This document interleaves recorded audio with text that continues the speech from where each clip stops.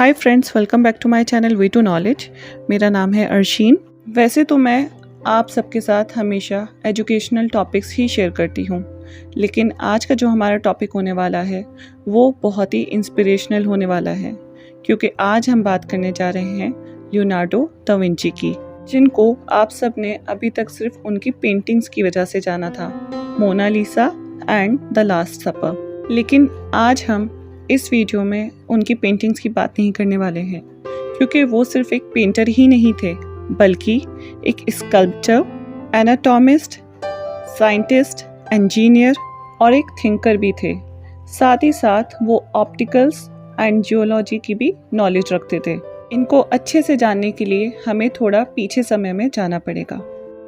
एक दौर था जब यूरोप अंधेरे में डूबा हुआ था, जहाँ पे लोगों की ज़िंदगियों पर हुकूमत चल रही थी चर्च, नाइट्स और कैसल्स में रहने वाले लोगों की। लेकिन हर अंधेरे के बाद सुबह होती है और हर बड़ी कहानी की तरह बदलाव आ रहा था। एक नई रोशनी की लहर दिखाई दे रही थी।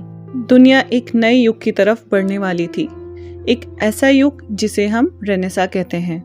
रेनेसा का मतलब ही है रीबर्थ, यानी एक नए जन्म का दौर। ये वो दौर था जब साइंस और आइडियाज़ फिर से जीने लगे थे, जैसे किसी ने पुरानी किताबों पर से धूल हटा दी हो। ये बदलाव 14th सेंचुरी में शुरू हुआ और अपने शिखर पर 15th एंड 16th सेंचुरी में पहुंचा।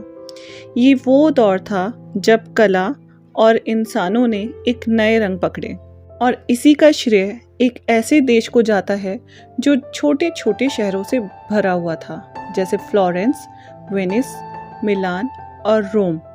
आप समझ ही गए होंगे यहाँ किसकी बात चल रही है। इटली, जो अपने मेडिटेरेनियन लोकेशन की वजह से एक ट्रेड हब बन चुका था, दुनिया भर के स्कॉलर्स, मर्चेंट्स और आर्टिस्ट को अपने पास खींच रहा था।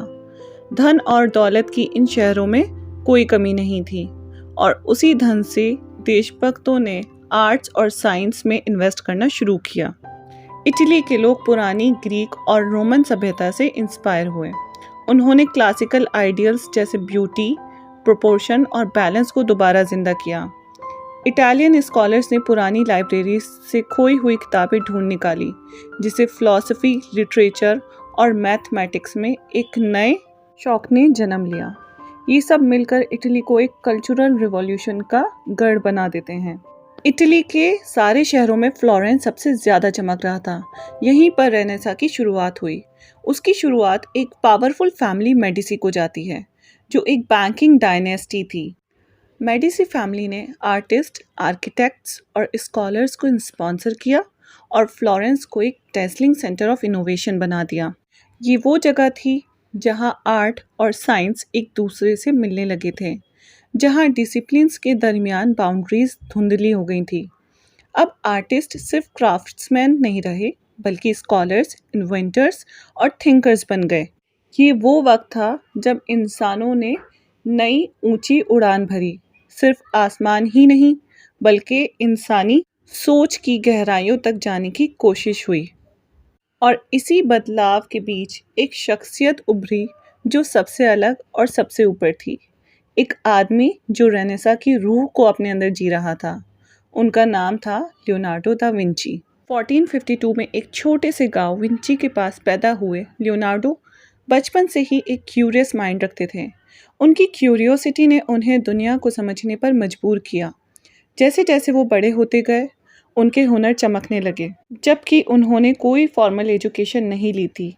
शायद इसी वजह से उन्होंने दुनिया को अपने दायरों से आगे समझने की कोशिश की, क्योंकि वो सिर्फ एक पेंटर ही नहीं बल्कि एक स्कल्पचर, इंजीनियर, एनाटॉमिस्ट और एनिमल्स एडवोकेट भी थे। उनका दिमाग एक ऐसे खजाने की तरह था जो कभी ख़त्म होने वाला नहीं था। हर पल उन्हें कुछ नया ढूंढने और समझने की तमन्ना थी। लियोनार्डो का ज़माना ऐसा था जब दुनिया पुराने ट्रेडिशंस और बिलीफ से बाहर निकलकर नए तरीके से सोचने लगी थी।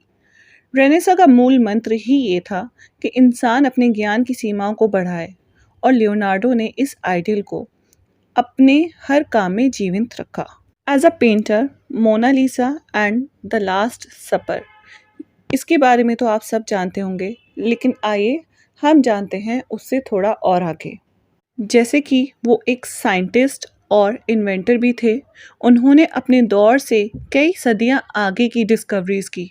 उनका साइंटिफिक रिसर्च का तरीका उनके आर्ट की तरह ही, क्योंकि लियोनार्डो एक एनाटॉमिस्ट भी थे, उन्होंने ह्यूमन बॉडी को लेकर काफ़ी अपना ऑब्सेशन दिखाया।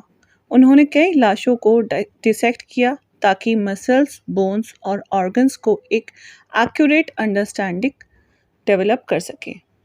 उनकी डिटेल एनाटॉमिकल ड्राइंग्स जैसे विट्रूवियन मैन इंसानी शरीर को प्रोपोर्शंस और बैलेंस को शोकेस करती है।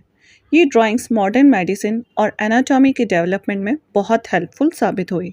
और उनकी नोटबुक्स में हमेशा ऐसे स्केचेस भरे होते थे जो आगे चलकर फ्यूचर टेक्नोलॉजीज़ की नींव बन गए।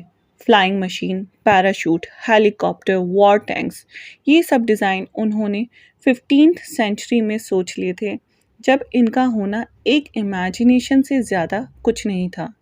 उन्होंने नेचुरल वर्ल्ड से इंस्पिरेशन लेकर मशीन्स डिज़ाइन की, जैसे बर्ड्स के फ्लाइंग पैटर्न्स को ऑब्जर्व करके फ्लाइंग मशीन का कॉन्सेप्ट बनाया। इससे भी आगे बढ़कर देखें तो उनकी पेंटिंग्स एंड स्केचेस से हमें पता चलता है वो कितने अच्छे इंजीनियर और मैकेनिक भी थे। उन्होंने hydraulics, water flow system, architecture और इवन सिटी प्लानिंग में भी इंटरेस्ट दिखाया। एक वक्त उन्होंने एक ऐसे सिटी का प्लान बनाया था जो डिजीज़ रेजिस्टेंट हो, ताकि प्लेग जैसी बीमारियों से बचा जा सके। लियोनार्डो की साइंटिफिक नोटबुक्स में कई थ्योरीज हैं जो उन्होंने तब प्रेजेंट की थी जब उनका प्रूफ देना मुश्किल था।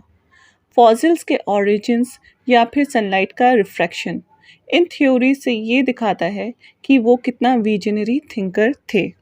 उन्होंने लाइफ को एक साइंटिस्ट की नज़र से देखा और स्पिरिचुअलिटी को एक आर्टिस्ट के दिल से महसूस किया। इसलिए उन्हें हम एक पॉलीमैथ कहते हैं, एक ऐसे व्यक्ति जो हर चीज़ में परफेक्ट हो सकता है। उनकी इंटेलेक्चुअलिटी को समझने के लिए एक बहुत ही इंटरेस्टिंग बात है जो उन्हें अलग बनाती है, उनके एम्बिडेक्सटेरिटी होने की क्वालिटी। एम्बिडेक्सटेरिटी का मतलब होता है दोनों हाथों से बराबर डेक्सटेरिटी के साथ काम करना। लियोनार्डो एक ऐसे रेयर लोगों में से थे जो दोनों हाथों से लिख और ड्रॉ कर सकते थे। उनकी नोटबुक्स और स्केचेस को देखने पर पता चलता है कि उन्होंने कभी लेफ़्ट हैंड से लिखा और कभी राइट हैंड से लिखा, और इसका सबूत उनके मिरर राइटिंग से मिलता है जो उन्होंने अपने नोटबुक्स में इस्तेमाल किया। उनको लगता था कि ये उनके पर्सनल नोट्स को सीक्रेट रखने का एक तरीका था। उनकी राइटिंग्स को सिर्फ एक मिरर के माध्यम से ही सीधा पढ़ सकते हैं। लियोनार्डो जानवरों से बहुत ज़्यादा प्यार करते थे।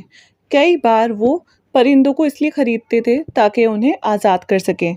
उनका कहना था, if man wants freedom why keep birds and animals in cages, क्योंकि वो एक वेजिटेरियन थे और उनका कहना था, we live by the death of others, we are burial places, उनके लिए जो कि नॉन वेजिटेरियन थे। लियोनार्डो दा विंची की लेगेसी आज भी जिंदा है। उनका काम एक ब्रिज है जो आर्ट और साइंस को जोड़ता है। उन्होंने ये साबित किया कि एक इंसान अपनी क्रिएटिविटी और इंटेलिजेंस को साथ लेकर दुनिया को नया रंग दे सकता है। आज भी जब हम उनकी पेंटिंग्स देखते हैं या उनके इन्वेंशंस को स्टडी करते हैं, हमें ये एहसास होता है कि वो अपने दौर से कई सदियां आगे सोच रहे थे। इसलिए लियोनार्डो को एक रेनेसा मैन कहते हैं, एक ऐसे इंसान जो किसी एक फील्ड में नहीं बल्कि हर फील्ड में एक्सीलेंस अचीव कर सकते हैं। उनका जीवन एक मिसाल है कि अगर हम अपनी क्यूरियोसिटी को ज़िंदा रखें और हर चीज़ को एक्सप्लोर करें तो हम भी कुछ एक्स्ट्रा ऑर्डिनरी कर सकते हैं।